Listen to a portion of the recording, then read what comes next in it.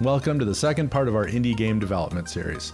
In our last episode, we sat down with Chris Klemecki from Midwest Games to dive into game development from the publisher's perspective. Today, we're shifting gears to explore the designer's side of the story. Ben Perez of Trinket Studios joins us to discuss how their lean team creates standout games and shares insights into the current state of the industry. The sooner you get to a point where it feels like one way or another is going to ship, that's definitely healthier than focusing on a tiny corner of the game forever.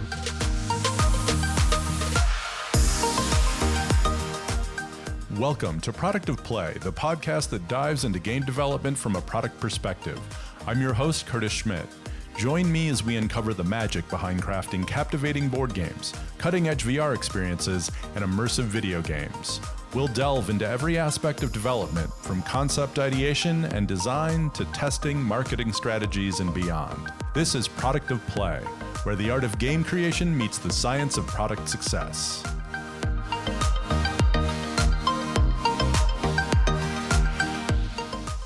My guest today is Ben Perez, one of the creative minds behind Trinket Studios. Ben has worn many hats, from game design to production and marketing. His extensive experience includes contract work for Next Now, Synapse Games, and 13 Games, contributing to VR installations, game prototyping, and development. Ben has also shipped notable titles like Avengers Initiative Hulk, Color Sheep, Orion's Forge, and Battle Chef Brigade. He is also a co-owner of the Chicago Game Lab, a vibrant co-working space in North Center. Thanks for coming on the show, Ben. Thanks for having me, Curtis. Ben, can you walk me through a brief history of Trinket Studios? Yeah, so it's three of us, myself, Tom, and Eric. We're all co-founders. We all met at Wide Load Studios here in Chicago. At the time, they were an independent studio. They ended up being acquired by Disney while we were there. We were there for about 3 or 4 years through the acquisition, and there was a certain point at which there had been some sort of wheel churning. We shipped one title with Disney, the Hulk title. It sort of ground on, and we felt like we're not shipping games as fast as we want to. Like, we were young, we wanted to be churning out games every couple months. So all three of us, we looked at each other and we said, all right, do we want to do the indie thing? Let's give it a shot. So we left in 2012, started Trinket Studios, and sort of right out of the gate, we thought, okay, we're going to do mobile games. That's a hot space right now. You pump out games, 2-3 months. And to our credit, we did. We got 2 premium mobile games. We took those to PAX East in 2013, sort of got a taste of what it was like showing games on a demo floor. Got some, some press, got some sales. Sales of Color Sheep were pretty good, considering both games sold for 99 cents. Orion's Forge kind of flatlined pretty much right away, which was sort of like an intro to one of our first lessons. Was Orion's Forge featured characters, but it was a little less clear who the main protagonist was, who we were supposed to empathize with. Color Sheep features a sheep, Sir Wilson, which, even though it's not a human character, it's still someone that it's a thing that you feel attachment to. It's a cute, fuzzy sheep. So after PAX East, we started on a third mobile game that got bogged down real fast. It was a physics platformer. It didn't really feature any notable character. And so then we were trying to figure out what to do with this game that didn't feel like it was going to ship, this mobile game. It had been about a year and a half, and we were sitting around having lunch in our apartment/office, watching Iron Chef Japan. And one of us joked about, like, well, what if it was like orcs and elves, like sort of Dungeons and Dragons, typical fantasy stuff, but instead of, fighting each other, they were fighting each other by proxy through like a cooking competition. And that sort of felt like that's an idea too good not to do kind of moment. So it was like 2014, started working on Battle Chef, did a Kickstarter for that game in the same year. I got some funding that gave us a little bit more runway to continue working on it. That carried us through to about 2016. 2016, we signed with Adult Swim Games as our publisher, and that helped carry us across the finish line in 2018. Shipped that on Switch and PC. And then we sort of got started on an expansion / DLC to Battle Chef Brigade, but there was a couple different issues that arose from that, sort of external and internal. Sort of felt like the development for that game or for that additional content would take longer than we could financially manage. So at some point we decided, okay, let's put this on the shelf. let's focus on something in between size, not as small as a premium mobile title, but not as big as Battle Chef was, but still a new IP. And that's sort of where, we got influence from card games, both digital and board deck builders. And we thought, well, maybe we can execute on that in a way that feels like a Trinket execution of those games. Specifically, by this point, we've sort of realized that our bread and butter is presenting a vibrant, charming environment and characters. And at the time, and arguably still, I don't think there's a lot of card or board game adjacent stuff that it sort of leads with captivating environments and a story first approach. That was the plan in 2019. We were sort of turning along, and then of course the pandemic hit, and all of a sudden we weren't able to work in person. Which, as we sort of know now, isn't a critical issue at all times. But in the moment, we were sort of in the thick of prototyping this card game, and it felt like we were not making progress remotely. At that moment, we had an opportunity arise to work on a very similar card battling game that was an online card battler, loosely inspired by Plants vs. Zombies. And so we joined with that team. The expectation was to work on that for 3 to 4 months. 3 to 4 months in pandemic time turned into 2 years. But it was a great experience. Met a lot of great people. It's a great game. Nova Island by 13 Games. Yeah, great card battler game with a lot of innovative mechanics. So 2021 rolls around. We decide, okay, we want to get back to what we're doing. Let's see if we can make a go of it. So we do. Redid a bunch of mechanics in our own game, tried to simplify a lot. Our card game, what would eventually become Battlesuit Aces, went through many iterations. Some involved hex grid tiles, not unlike Civilization, for example, but you would play cards onto them to build weird combinatoric mech things. It went through a phase where it was sort of Mega Man Battle Network inspired. So there would be a 3x3 grid, and the cards you played would move your mechs around and also cause them to attack. So it was sort of almost like a Rubik's Cube style puzzle where you're trying to position your units and attack sort of at the same time, but the cards are the same resource. And then eventually we felt like we needed to boil it all down and simplify. And the thing that had sort of been lacking throughout the development of this card game was character. I think we went through a phase where we thought prototyping means you must only prototype the mechanics, and you can't explore the space of what are you doing? What is the ultimate end? Why are you fighting these battles? And I think that was a big mistake, because once we returned to thinking about who you are, what the cards represent, what your journey is, it became a lot easier to gel the actual card gameplay with campaign story. So that's sort of where we sit now. We're in full production of the game, planning to come out soon. You were talking through all of the game ideas and the stuff that you launched. And so how do you analyze the viability of a game idea during the pre-production phase? I would say that the Trinket mantra is first, like I said, we have to start from the perspective of who am I, what am I doing, and what sort of environment will the players inhabit? Because at the end of the day, what draws people into our games is character and the setting and the art. But then secondly, from a mechanical game perspective, I think our attitude is mostly described as take a couple of different genres and blend those pieces together. That allows you to create sort of a new product that doesn't need to innovate on just sort of one vector. Just the simple act of combining a few different pieces from different genres is the sort of innovation. So I would like to believe that it sort of lowers the difficulty bar for us internally, but still ensures that we're producing something that other people don't do. And as an example of something that's been released, Battle Chef Brigade is a arcade brawler combined with a match 3 puzzle game. We didn't know that we were going to set out to make that, but we knew we wanted to combine a brawler with something that approximated the feeling of cooking. So yeah, I think that's sort of where we go start from when we think about the viability of a game idea, is what different pieces from different genres, whether they're digital or board, can we combine to make something that's unexpected, but then the secret sauce is sort of that lowers the difficulty on our end of things too. Last time we had Chris Klemecki from Midwest Games talking about how important it was to find the fun as soon as you can. Can you just talk a little bit about that? Yeah, I think we have a tendency to overcomplicate things. That advice is totally, I think, accurate. Like, find the fun, demonstrate it early, demonstrate how there is something different in your product mechanically, not just mechanically, but holistically, the whole package of the game. There needs to be some art and some context setting. But Trinket internally, I think sometimes we stumble a little bit on, we need to innovate on everything. That has been a stumbling block for us in the past. And so I think internally for us, working sort of from the other direction is a little easier.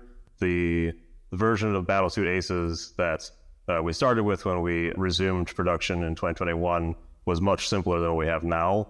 And it was sort of in the road from there to where we're at now that we found a sort of sweet middle ground where I think it was approachable, which is an important thing for our games, but also implied the possibility of depth and mechanical intrigue that a publisher needs to see to be like, yes, that is going to be something that people will want to sink their teeth into. So then talking a little bit more about that kind of minimum, viable product, that when you want to take it and start shopping around to publishers, when do you all think like, okay, this is it, this is ready? I guess I would say that, we call it sort of like we need the beautiful corner kind of aspect in your demo. Ideally, the first thing that a publisher sees is shiny and pretty and near vertical slice quality, something that would be almost ready to ship in the game, and that just sort of generally carry through in the first couple of minutes. Past that point, you've established the bar of quality, so when we sent our demo around to publishers, we had some good looking key art in the title screen. We had some mostly finished splash art in the sort of cinematic sequence that opens the game. But then shortly after that, there are parts of the game that clearly are not done, are left in a rough sketch state. And then mechanically speaking, our attitude is sort of start with opening tutorial that cannot be misunderstood, because in some ways going too fast into trying to convince someone this will be complex and intriguing is also a misstep, right? They need to understand what they're getting into. So our tutorial currently combines, a very simple series of steps. Here's what you do. Here are a couple of core mechanics. And then it sort of opens up into a space in which there are more choices for the player to actually make. And then I guess you could sort of call it like a sandwich. The top layer of bread, or whatever the topping is a battle where you sort of get to actually experience like, oh, there are these abilities that react to my characters making choices, sort of just culminating in something that's more representative of like the mid to late game experience. Demonstrating both fully polished elements, both mechanically and visually, while also leaving yourself enough room to accept that there's going to be parts of both the gameplay and the art that are known to be in a rough state. And I think most publishers should be able to tell which of the two they're looking at any given moment. When you're putting together that pitch to start approaching publishers, are there any kind of tips for success that you have when you're trying to put down, how you're going to talk about this game to other people? So, specific to the subject of talking about it, definitely you got to practice the elevator pitch. I've got to be able to explain your game in about a sentence, and that sentence needs to convey what's unique about it while also setting a little bit of context for, what is it? What is the genre? It also needs to sort of convey how is it different from other elements. As an example, we're building Battlesuit Aces as a card battling RPG with anime mechs, where your cards are pilots. So these are sort of elements that, we're trying to distinguish themselves from other similar digital card games. We're trying to indicate in that elevator pitch too, it's got to be a combination of maybe some of the favorite things you love from RPGs, JRPGs, but also blended with card game battlers. So yeah, just sort of refining that pitch, getting some context set, but also setting some notes that would make someone curious are important. Definitely being clear up front about expectations. I feel like the best thing to do up front is state your ask, state what you're seeking, because it's not always clear to a publisher, like, do they need funding? Do they need, support with localization, marketing, QA? So being clear about what you need from the publisher, also very important to establish early. Along that line, I would say that, like, the more you can indicate in a budget somewhere within a pitch deck, like, that you are thinking of these things in the first place. Have line items for for making trailers, for maybe paying influencers to play your game, for getting someone to do community management, to maybe do voice acting, music. The more you can indicate that you're thinking about all these different facets that will become relevant as you approach launch, the clearer it is that you've thought through these processes, and it feels like it. I imagine as a publisher, it is mitigating risk. That they know that this person has given all these different facets thought. And then maybe finally, I would say that, well, not final, I'll say two more. Communicating that you know people to fill the gaps that you have is pretty critical, indicating that like, hey, we know that our production is not going to be done by our target launch date, but we have these 5 illustrators that we know who are available and we've already reached out to. And with your help, publisher, we can reach out to them and engage them, and that will help us get things done. So that shows like, I have done research. All we need is the green light here, and we can make this thing launch on time. And then lastly, for real, just market analysis comps. You got to know like what games are similar to yours, what games are your competitors, and ideally you want to paint a picture that like your game fits in with other hit games, but is serving a niche that hasn't been fulfilled yet. So, showing that your game can be comparable to some top sellers, but also trying to indicate like, yes, this game is a top seller. Our game will be a top seller too, because it has this distinguishing feature, which players crave and don't yet have. So when you're developing a game, how much do kind of market trends enter into that process? I would say that for us, we are aware that we should be, monitoring market trends and trying to adapt to them. But, our dev cycles at least, have been long enough that it's difficult to sort of pivot rapidly. We don't pivot rapidly on, there's like this new extraction genre, like Trinket's going to capitalize on that. As I mentioned, we started Battlesuit Aces in 2019, and a bit before that was sort of the rise of some of these massively popular digital deck builders. So very much we were influenced by that at the time. And, with the pandemic, it sort of elongated the timeline of our project. So all I'd say is like, yes, definitely need to be aware of market trends. And certainly there are like small genres that explode sort of overnight and then sort of diminish in popularity or become saturated. But I kind of feel to an extent the best you can do is be aware of the fact that your market may be shifting as you're making the game. Beyond that, the best you can do is sort of be aware of the sort of base popularity of your genre, right? Like, as a silly contrived example, like, I don't know that I would want to make an RTS, not just because it's not like our bread and butter, but it's just it's saturated.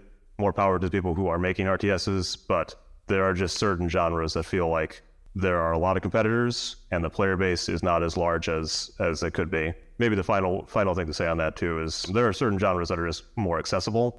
Grand strategy games like a 4X game, those are great, and I myself enjoy some, but you're fighting for a share of a smaller pie perhaps than if you are targeting if you're making a game that is more accessible to a wider player base. Is there anything that you've done with limited resources, like any kind of tips that you have on things to focus on versus things not to focus on? Yeah, I mean, I would say that Trinket stays lean generally. It is had primarily just been the 3 founders of the company, and as we sort of move between projects, we contract out, and then when the project is done, we love to work with those people again, but in the in-between times, there's not as much work to be done because we're prototyping, and that's a job suited for a small team.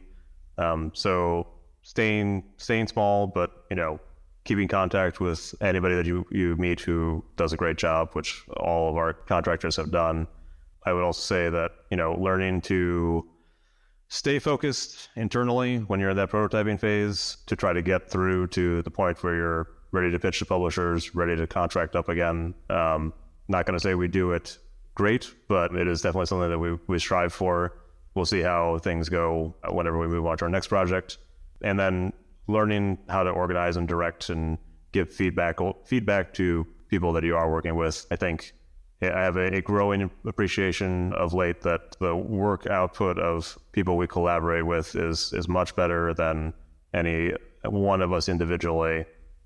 So the more you can facilitate them, the better. And sort of on that subject, I would say that maybe just owing to the composition of the core team, it's myself and Tom, we're both programmers, and Eric is the art director who always has too much work on his shoulders. But over the years, we've tried to learn to, where possible, just facilitate him with tools, facilitate whatever ideas he has, and generally that has applied on this current project on Battlesuit Aces. We're just trying to make sure that everyone on the team, whether they're working on art or writing or audio, feel like they're empowered to do stuff as fast as possible. And Tom and I just try to have the attitude of get out of the way and let them do their thing and make sure that they can do whatever they want. And by extension, that sort of applies to game design as well. We're starting to get to a point where it feels like not too much needs to be done on the tech side. Someone proficient with, doing work in Unity with the editor would be able to design new cards and design new battles. That kind of feels good knowing that we can hand this off and that we're not a bottleneck anymore. Now, that's really interesting. I've heard a couple times when you answer talking about having teams at the ready, just in a freelance capacity. So it really is important then to network and make sure that you have all of those kind of specialists that you can call in. Yeah, for sure. And I think that really boils down to an extent, luck, just running into great people. I think we've been fortunate to meet a ton of people who are available, great to work with, they make great work. And yeah, I don't know to what extent you can skill into that. It might just be who you happen to know kind of thing. But I guess, yeah, it's, keeping doors open and keeping in contact where possible. Getting back a little bit to the publisher conversation, what do you look for when you're kind of looking for publishers? How can you tell if it's a good fit versus a bad fit? One of the things I would say is, if they have a sense of like cultivating an identity, which is hard, I'm sure, as a publisher. I think you probably want the widest umbrella possible, but you're looking for some through line to say like, these are all games of a certain quality, or these are all games that have at least some element of this genre. Like, let's say all of our games involve sort of RPG or visual novel elements, like we're all about story, or we're all about doing action RPGs, or there's some element to make it seem like you will fit within their catalog and they have a known fan base that will help drive people to finding your game. Another thing I would say is always a good sign is when they talk honestly and frankly about like what services they can provide, and they're willing to talk about, would you like to handle this your own, or would you like us to take this in our house? I think publishers can be great for filling out those sort of last leg services like QA and Loc and marketing and trailers, but that's a conversation you need to have, especially around marketing. Because at the end of the day, as a developer, I would argue that you have the best shot of knowing what your game is and how to market it, and publishers should help you figure that out. But sometimes your visions don't align, and so there can be times when it makes more sense to say, I think actually we'll handle this trailer. We have a different vision for it than you. Let's just negotiate. Maybe we won't include that in the contract. So flexibility, I think, on some of those things is key. And then when you're putting together those contracts, are there any things that you should definitely be mindful of or aware of, as far as just making sure that you're not getting taken advantage of? Top level, I would say get a lawyer you trust to review everything is always key. But in general, just sort of understanding, taking time to understand the terms of the document, deadlines, concepts like recoup, the phases of recoup, royalty terms during development, after launch, after recoup has occurred, just making sure that you've read the entirety of the contract and just review it in its entirety. Yeah, there's lots of different flavors we've seen, but it should be an open conversation between the publisher and the developer. And if it feels like the publisher is saying, we're not going to talk about that, this is what you get, perhaps that is something to take not too lightly. because that will probably enter into other situations where you have to work through with something with them, and they can take that same approach. Right. Right, exactly. And, at the end of the day, everything in a contract, especially before it's been signed, should be negotiable to an extent. Certainly, at some point, something becomes onerous to one party, then, well, maybe that just isn't a fit. But yeah, if there's not some push and pull, then that isn't healthy for either party. So then with the current, state of the video game industry, what role do you think indie developers are going to have moving forward? Oh, that's a interesting one. Yeah, I don't know. It's an interesting time. Everything I've heard indicates that publishers are having trouble funding and developers are having trouble finding funding. So take a moment to say thank you and appreciate you to our funding partner, Outer Sloth. They've been great to work with, and that's been a great resource. As far as where indie developers fit in that ecosystem, if I were starting out where we were when we started with Battle Chef, I guess it would be about finding that sweet spot on scope and trying to focus on making a product that's distinguishable, as I was talking about earlier, whether it's combining different genres or taking a different skin on an existing set of mechanics. I actually kept talking about Heat, the board game, as an example of, I can't think of too many similar board games like that. It's just such a unique presentation that it sort of doesn't matter mechanically what's intriguing about it. It's just you go, you see it, and it's like, I don't have one of those yet. I need it. So the more you can focus, I guess, in pre-production on trying to find one of those ideas, and then once you've maybe found one of those ideas, trying to execute it in a scope that's not too small and not too big. It's just sort of Goldilocks style, like enough content to keep people wanting to play your game, but not so much that you can't get it developed in a reasonable amount of time. Yeah, it's a tricky thing. I don't know that there's a magic wand solution. You had talked about making sure that with a small team, it's important to focus. Talk to me a little bit about that process of just kind of struggling with wanting to hang a lot of features on something, and what brings you back to being able to kind of keep your eye on the prize. Yeah, I guess for us, I would say again that it's a focus on the narrative in the game. I think we've all found at Trinket that for both Battle Chef Brigade and for Battlesuit Aces, the happiest times we have been in are when we have sort of laid out the rough sketch of the full game and feel like we can start to move into that production cycle, even if there are some open questions about, does this mechanic work here? Maybe this is being introduced too early. Maybe this is too late.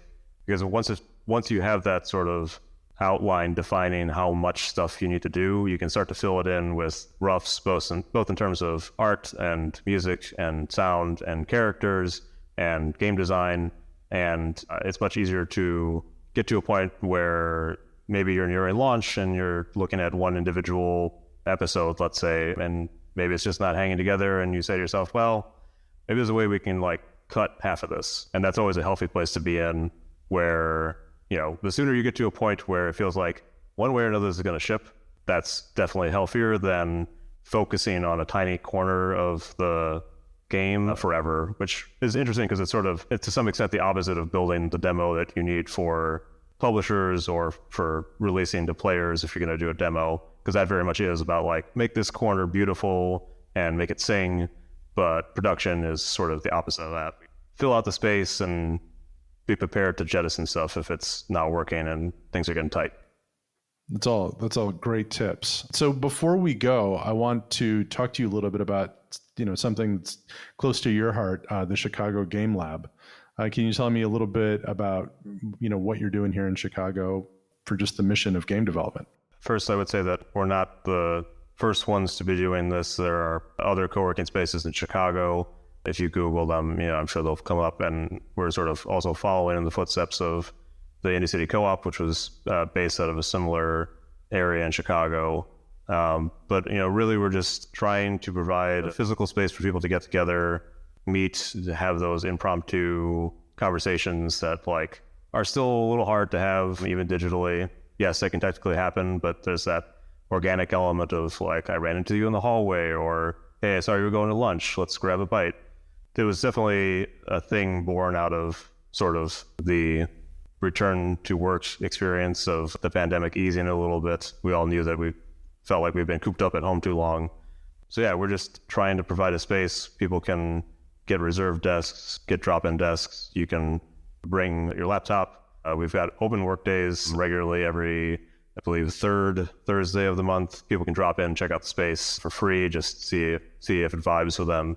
We're looking to expand, possibly acquire a little bit more space for more desks. But yeah, it's about fostering that open collaboration and running events. We've run events, host lectures and that sort of thing, both weekdays and on weekends. So yeah, it's just sort of trying to open up a space to have professionals work and chat. And where can people go to find out more information about that? You can go to chicagogamelab.com. No, well, thanks so much, Ben, for coming on the show and offering all of your great insights. And so what's the next thing that you have coming out? Yeah, so keep an eye out for Battlesuit Aces coming soon to PC and other platforms most likely. Yeah, a card battling RPG game. Also, in the meantime, check out Battle Chef Brigade, anime brawling cooking competition game. Thanks for coming on, and excited to see what Trinket does next. Yeah, thanks, Curtis. Thanks for having me. Show note, this is part 2 of our indie development series. If you haven't listened to it, go to the episode before this and listen to Chris Klemecki of Midwest Games talk about things from his point of view as a publisher. We also have some other great shows about video game development. We have Ali Hillis talking about what it's like to do voice acting, and also Ray McCaffrey from Steel Wool Games talking about developing for VR. So please go to any podcast provider of your choice, and all the episodes should be up there. This is Curtis Schmidt for Product of Play. Thanks for listening.